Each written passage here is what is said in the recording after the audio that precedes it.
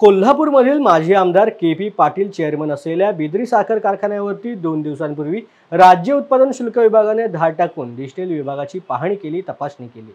KP. Patil महाविकास आघाडीच्या वाटेवर असल्याने ही कारवाई झाल्याची चर्चेला सुरुवात झाली।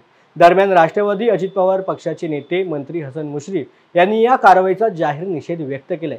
के.पी. पाटील हे महाविकास आघाडीकडे जात आहेत म्हणून कारखान्यांवरती कारवाई करणं चुकीचं असून त्यांच्या घरावरती छापा टाका, पण 65,000 सभासदांच्या मालकीच्या कारखान्यावरती कारवाई करणे हे मला आवडलं नाही, याचा मी जाहीर निषेध करतो, अशा शब्दात राज्य उत्पादन शुल्क मंत्र्यांना मुश्रीफांनी खडेबोल सुनावले आहेत।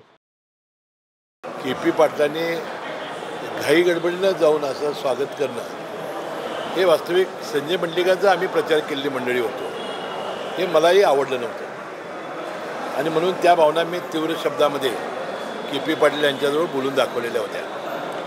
परंतु ही जी कारवाई आहे त्याचासुद्धा मी निषेध करतो। तुम्हाला महाविकास आघाडीकडे के.पी. पाटील जात आहेत आणि म्हणून मग त्याच्या घरावरच तुम्ही इन्कम टॅक्स किंवा ईडी छापा घालायचा हो। 65,000 सभासदांच्या मालकीच्या कारखान्यावर अशा प्रकारची कारवाई करणं हे आम्हाला काय आवडलेलं नाही। आम्ही याचा तीव्र निषेध करतो।